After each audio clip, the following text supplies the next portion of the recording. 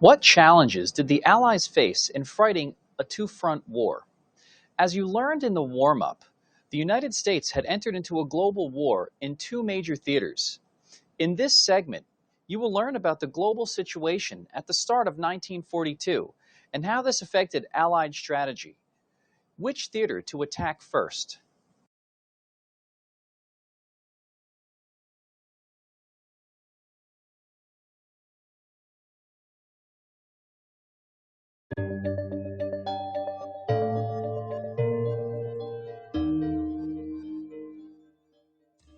Think about the moment when the United States entered World War II.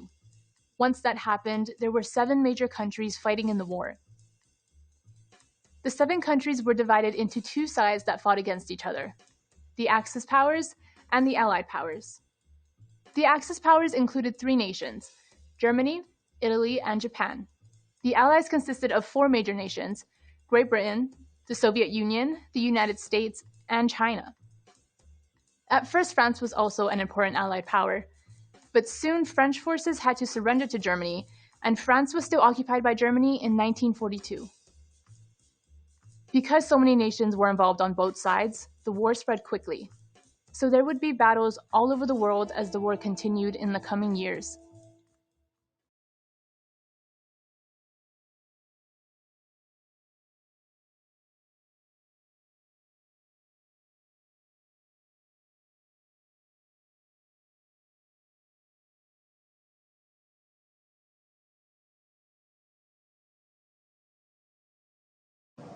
The main Allied leaders were President Roosevelt and British Prime Minister Winston Churchill.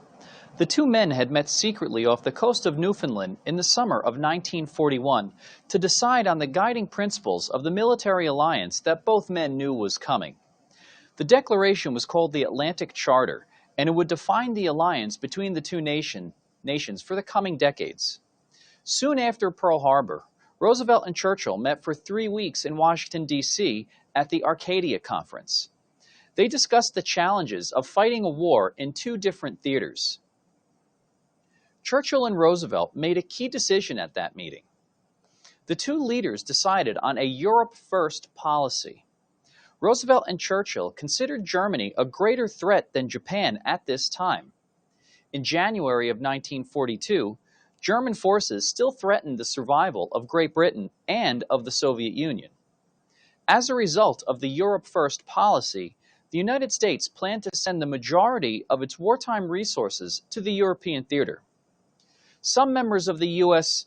military opposed this strategy. Douglas MacArthur, for example, called for more resources to be sent to the Pacific.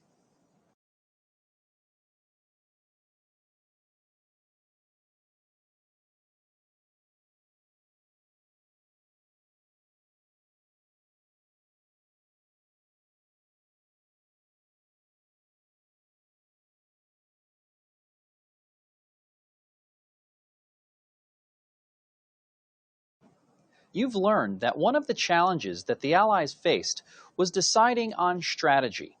You've learned that the British and American leaders decided to focus on defeating Germany first. Next, you will learn about the decisions that had to be made by the Allies, who should command the troops, and where should the attack take place to defeat the Nazis.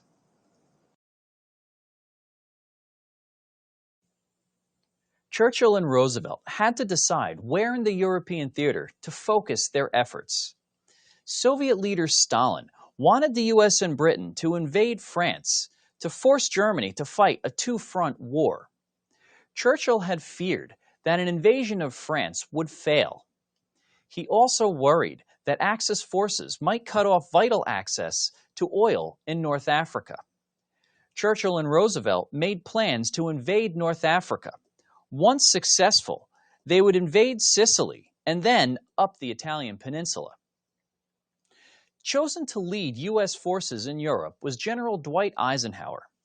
Despite having a long career in the Army, Dwight Eisenhower was relatively unknown at the start of World War II.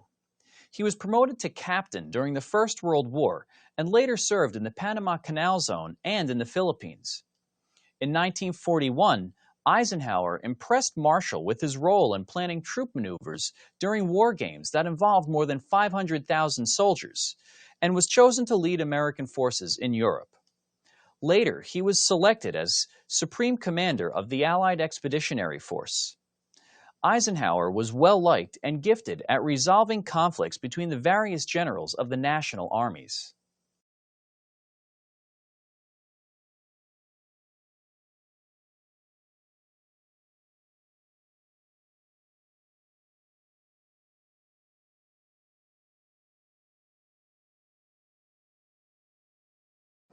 Recall that Roosevelt and Churchill had decided to invade North Africa. The battle for North Africa began in the fall of 1942. In October of 1942, British forces under General Bernard Montgomery defeated Erwin Rommel's Afrika Korps at the Battle of El Alamein in Egypt. Montgomery's Eighth Army then pressed Axis forces west towards Libya. Days later, 110,000 American and British soldiers landed in Morocco and Algeria during Operation Torch. Eisenhower's Anglo-American force advanced east. Axis forces were forced to retreat to Tunisia, where they faced Allied armies on both sides. In North Africa, U.S. forces would fight their first battles in World War II. In their first major battle, the American soldiers suffered defeat at the hands of General Erwin Rommel's Afrika Korps in what became known as the Battle of Kasserine Pass. After the Americans had retreated 50 miles, Allied resistance stiffened, and the German advance stalled. Eisenhower then placed General George Patton in command of the Second Corps. Patton improved the U.S. forces' ability to fight by instilling discipline in the American soldiers and better preparation for battle.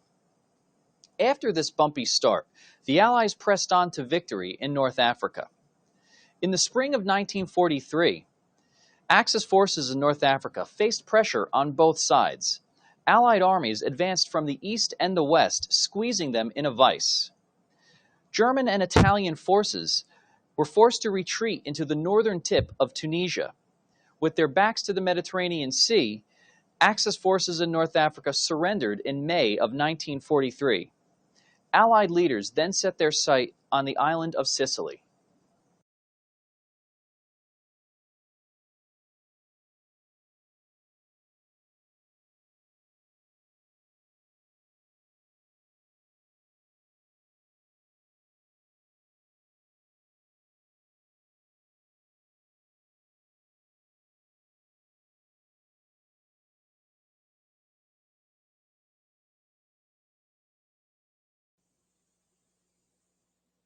Let's review the lesson question. What challenges did the Allies face in fighting a two-front war? In assessing the challenges of fighting a two-front war, the Allies chose a Europe-first strategy. In the first phase of this strategy, American and British troops cleared out the Axis from North Africa, setting the stage for the invasion of Europe from the south. In this segment, you will learn how the Europe-first strategy did have its consequences. U.S. forces in the Pacific Theater in 1942 faced the effects of this strategy, while the world's attentions were turned elsewhere.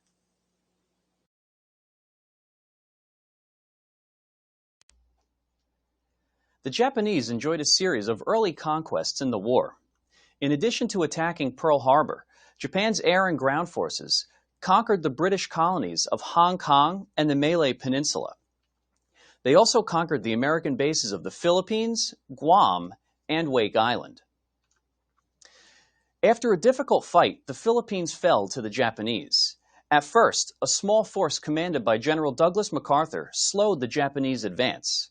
After several weeks of fighting, American and Filipino troops retreated to the stronghold of the Bataan Peninsula. With defeat certain, U.S. leaders ordered General Douglas MacArthur to escape to Australia in March of 1942. Bataan then fell in April. An American garrison held out on the island of Corregidor for a few more weeks, which then finally fell in May. Japanese forces captured all of the Philippines. The troops were then forced to surrender and were treated very brutally. More than 75,000 American and Filipino soldiers surrendered at Bataan.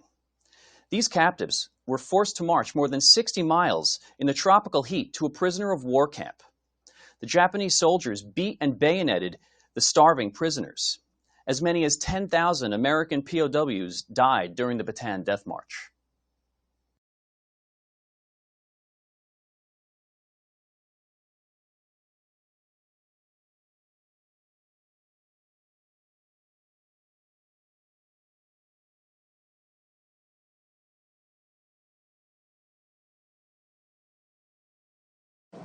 The Japanese expansion continued. With air and naval superiority, Japanese forces continued to advance into East Asia and the Pacific in the first half of 1942. One Japanese army took Singapore from the British in February, while another army advanced into Burma. Another Japanese force invaded the oil-rich Dutch East Indies. Japanese conquest continued with the occupation of the Gilbert and Solomon Islands in the Pacific. From those outposts, the Japanese forces threatened to invade Australia. The consequence of the Europe First strategy was clear. Japan was expanding across the Pacific with little opposition.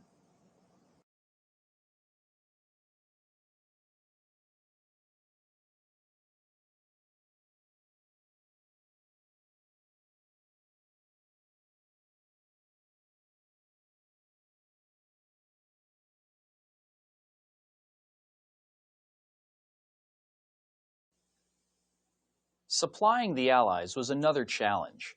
Fighting a war on opposite sides of the globe tested the supply capabilities of the United States. After Pearl Harbor, the United States shifted its economy to wartime production. American factories produced an avalanche of weapons and war supplies. To reduce shipping losses, the Allies used convoys to send supplies across the ocean. Transport routes were established throughout the world. Overall, it was difficult to supply every soldier in both theaters.